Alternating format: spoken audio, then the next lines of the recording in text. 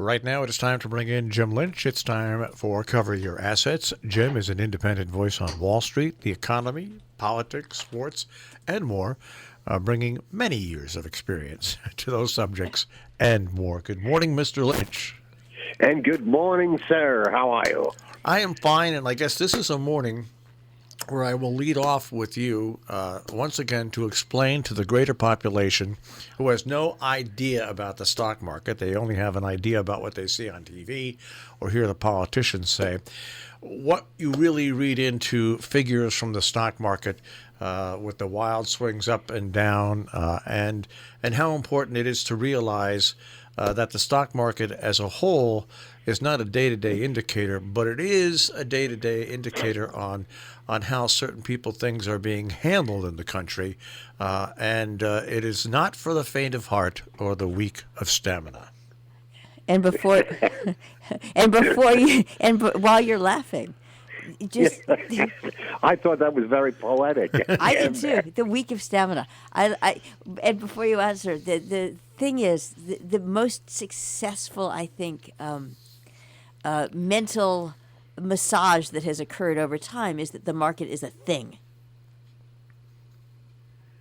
That the market was what? I'm sorry. The market's a thing. You know, well, the market is doing such and such. The market, right. It's not actually. It's a bunch of people. Yeah. Well, let's begin this way. The stock market since 2009, March of 2009, has risen from about 9,000 to 29,000. A phenomenal move based on us coming out of a tremendous recessionary, almost depressionary kind of problem from the real estate situation in 2008. So the economy and the stock market for all that time, 2009 to 2019, has been doing nothing but good things, going up. The economy was very good and so forth. We were getting ready. We were in the process of probably beginning a slowing and possible some sort of recession as we come into 2020. Just theoretically, because these things work on a timeline and they can't go on forever. Up or down, they can't go up forever. So coming into this year, we were hit with a bit of a recession. The numbers were coming off. Employment was very good, and then all of a sudden we discovered we had a virus going around the world, and it upset people because they felt immediately this would force us into a recession, and so they sold their investments. The market is only a product of people buying and selling stock for investment purposes or for taking profits. So the net result, people became extremely nervous. They had huge gains in their portfolios or in their funds, and they started selling. Subsequently, the Russians and the Saudis began a fight over the price of oil. The Saudis wanted to cut production. The Russians didn't agree, and so we've entered in the last couple of days into a war between these two on the price of oil. One wants it way down so it can sell a lot, and one wants to hold the line. So that's where we are now. The coronavirus, as the news spread in the last month or so, basically has taken the stock market down from about 29,000 to 23,000, which is a huge, huge move within a 2-3 week period of time. We've had some days where the market has come back based on short covering. What people do sometimes when they think the market's going down is they will sell a stock they don't own. They borrow the stock to deliver to the person they sell it to, and they hope it goes down. So over the last week or so, you've seen rallies of 1,000 points a day, 500 points a day, and that was these people covering shorts. The next day, it would go down 500, 750 points. Now, currently, we're going to rally today at least 500 to 1,000 points on short covering. This is after the market was down 2,000 points yesterday. You bet. So Can you just one sec. Where you're up to date, but to give you a little insight, the oil stocks were off about 12% in about a day and a half. Go ahead, Jill. Sorry. just define short covering, please. Short covering. Jill is bearish on the stock market. Jill is bearish on the economy. Jill sees certain stocks like oil stocks, which are going to suffer in a poor economy as people drive less, use less fuel, etc. So Jill selects a given stock and says, "Okay, I'm going to sell that at $70 because I think it's going to go to $45." Jill doesn't own the stock, but she wants to sell it. Therefore, Jill has to borrow the stock. She borrows it from a brokerage firm and pays a stipend for that. She delivers the stock to whoever she sold the stock to, and if it goes to 45 or 50, she will then go in the open market and she'll cover her short, it's called. That is what short selling is. So and that's why the market will move spikily. In other words, it will go down, but then it will go up, and much of it is to accommodate those borrowed shares, essentially. Right. Now, as you'll see, if you look just on the chart of the last 2 weeks, you'll see how it goes. In a bear market, which we're in now, in other words, the trend is generally down for the foreseeable future. You'll see well, for instance, yesterday it was down 2,000 points, which is a huge loss.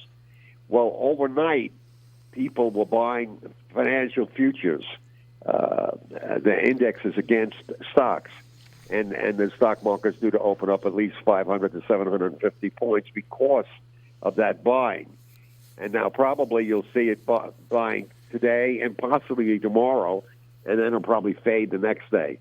The reason it's rallying today, supposedly, is because the Trump administration had a news conference yesterday where they said they were going to cut the payroll tax to try and help people who are going to probably suffer or are suffering in this economic decline.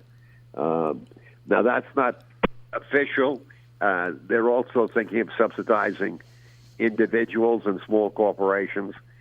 The plans have not been defined. These things take time to work out, and I don't really think that in the short term they're going to be very effective. People want to hold on to their money, particularly people who don't have much money, don't have any money, or are on salaries that are not that significant. They want to hold as much money in savings as they can to get through whatever the future holds, which people don't know regarding the virus and what's going on all over the world. Now, what I want to come in here for is I did something which I never do, but I did turn on the TV to watch the president speak, and here's my feeling, and it was even more. It was an instant feeling when I heard the president speak, but then it became even more rock solid after I found out that Mnuchin was at that conference. I thought the president did a huge disservice by only addressing himself how he was going to deal basically with the stock market and with the finances, with this tax cut and things like that. I thought it was inappropriate. I thought he should have led by introducing all the experts were there to talk about the virus and how the plans that were going on and the tests that were going to be out there. And then after that was over, then bring in Mnuchin and have Mnuchin say, and by the way, on a second front, this is what we're going to do. I think it puts more power in the president to make people. The president's there to make the country feel better and feel stronger about things. And I just think, I think his staff let him down by having him do what he did. I think that it would have been far better for him to come out, introduce the experts, let them speak, then let Mike Pence speak, then come back on and introduce Mnuchin and have Mnuchin. Have you seen any of the other press conferences? What? Have you seen any of the other points? Yeah. Okay. Yeah, but I just think it's something that the country needs. And did it work for the short term? Probably, but still, I think the country needs something a little stronger and a little better than that out of the President of the United States. You know who I am loving is the Surgeon General. I think he's adorable. But I agree with you, Marshall. You're absolutely right. But I will have to say very simply, President Trump is all about President Trump. And he thinks it's a big show. And he thinks he's the actor, the actress, the director, the one who gives the cues and so forth. And he just cannot help himself. He is... he's lost in his own Private Idaho is what you're looking for. It's really pathetic. By the way, this coronavirus is extremely serious, and yet the President of the United States, the President of 360 million people, for the first week was, it's not that bad, and this and that, and that. I mean, it was crazy. He had to admit he didn't know what the flu was. And then all of a sudden he starts citing, well, look, all the people who died from flu, and it's not so bad. This damn thing hasn't even started yet, and he doesn't, he's been terrible in this. Part of the market's decline, frankly, you could never figure out a percentage of it, has been his ineptitude, his lack of leadership, and his basically unknowing of the basic facts of the problem. He was constantly contradicting in the beginning the experts on the virus, and he's a showman. And I certainly hope the people who voted for him have finally awakened to this man. He cannot. The word is govern. Being a president means you're governing a country. He doesn't know that. He thinks he's an actor. And he thinks he's the head guy, and he's this and he's that. Well, when you combine and I'm not only going to place the blame on President Trump for this, but when you combine a media a mainstream media that wants to play and wants to get ratings, and I see so many people on social media say that the coronavirus is nothing. Some person put a picture up of the coronavirus, a drug that's for animals that's been out for years. Well, this is the stupidity of social media and really of the mainstream media. People don't realize that, yes, but there's like the flu. There's different strains of the flu that come out every year. Yeah, the media... There's different strains of the coronavirus. There's new strains. There's things like that. But the media then hops on all the wrong things. Jill and I were talking about this just the other day. Between social media and the mainstream media, instead of putting out reasonable news stories about how countries are shutting down the transmission of the virus by doing what they're doing and having to try to slow things down, we just keep pounded with these inane social media quotes from different people and panic spreads. Now, Jill, you can chime in. All I was going to say is Marshall said yesterday. I've got a bunch of things to say, but Marshall said at the end of the day yesterday, if we had shut, if at the beginning we had shut, we had stopped travel the way that we did at 9/11. That would have been, effective. And I said, yes, but you never would have gotten away with it because people just don't, because people don't get it. It's the same reason, Corona beer sales are down 40%. Not south of the border, I'm happy to report, because it's a completely different thing going on there.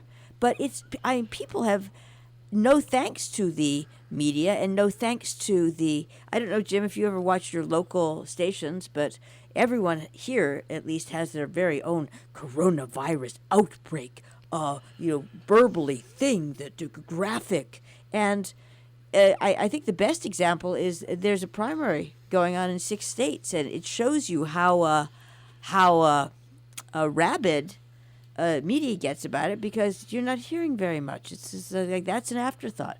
It's like Biden's essentially got the nomination, yawn, and we're all going to, deal with coronavirus in various different ways, because that's the only thing that's happening on the planet.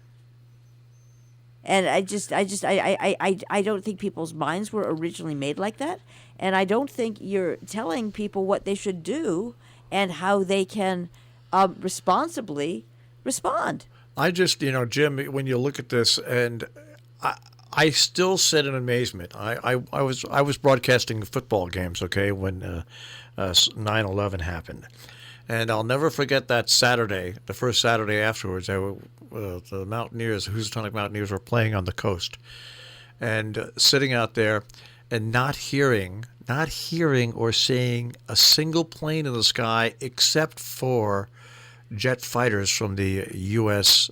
Air Force. It was a chilling couple of week period, and I think that had China been a little more honest in the beginning, and all these travel bans put into effect earlier, we probably could have gotten a handle on this earlier. But the news doesn't focus on that. The news nowadays on social media, news is driven by social media, unfortunately, for a lot of different newspapers and mainstream media. And the way it used to be driven by cable. And it used to be, but it used to be driven by reporters with feet on the ground, Jim, and it's just not that way anymore. Well, it's a culture that has given over to the almighty buck, and eyeballs are key to the television business, and as a society, we've gotten ourselves hooked on technology, be it the phone or the Facebook or whatever, and our consciousnesses have been made vulnerable to just trying to take in all of the patter, the noise about, let's say, coronavirus or anything. And I think we've spoken on this generally on the show before about people being more circumspect in terms of what they take in.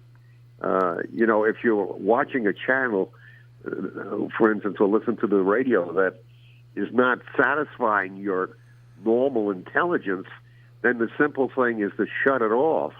And if enough people shut it off, that eventually gets to advertisers and to the people who do these shows. But people are allowing this thing to come, and they don't discipline themselves, and therefore the media people feel, well, we've got those eyeballs, and that's all we need. In terms of the situation where we could have had it in hand, I want to reference the fact that several years ago, the Trump administration cut back on the CDC, on its funding and on its personnel. And one key person who was eliminated in that process was an American representative working in China with Chinese scientists to find out the latest virus, what was happening, where was it. Now, why did we station somebody in China? China is a hotbed of the creation of a lot of these viruses. Why? It's such a big, diverse country, so much traveling, et cetera, et cetera. Well, that person doesn't exist there anymore as of a year or so ago. The Chinese are very, very reluctant to admit something's wrong in their country.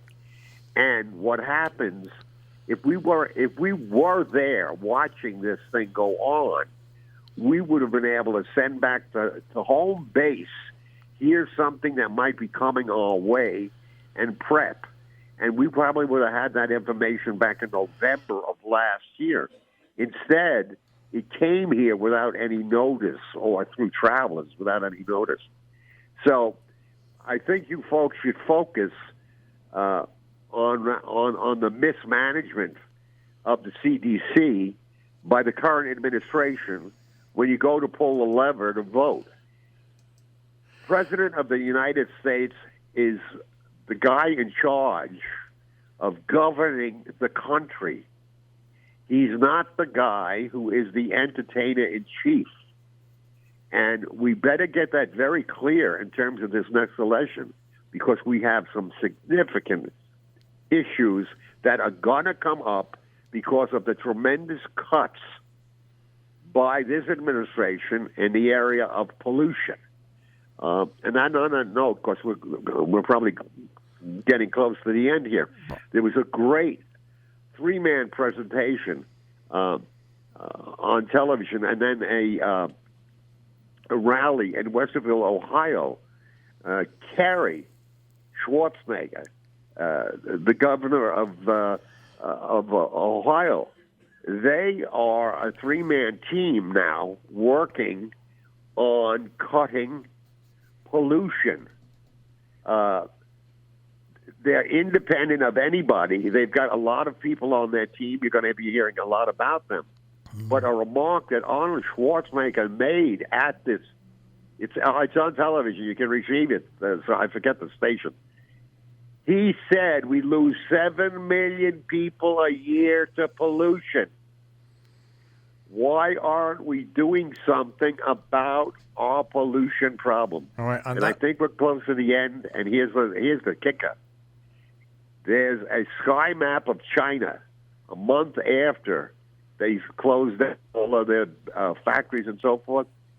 Their pollution was down by 25% in the air. You can see it. Yep. All right, we're out of time. Okay, well, hopefully we'll be out of pollution soon. All right, Jim. Thank you. God bless you. Take care of yourself. Take care. Bye-bye. Jim Lynch, and Cover Your Assets here on The Breakfast Club on Robin Hood Radio.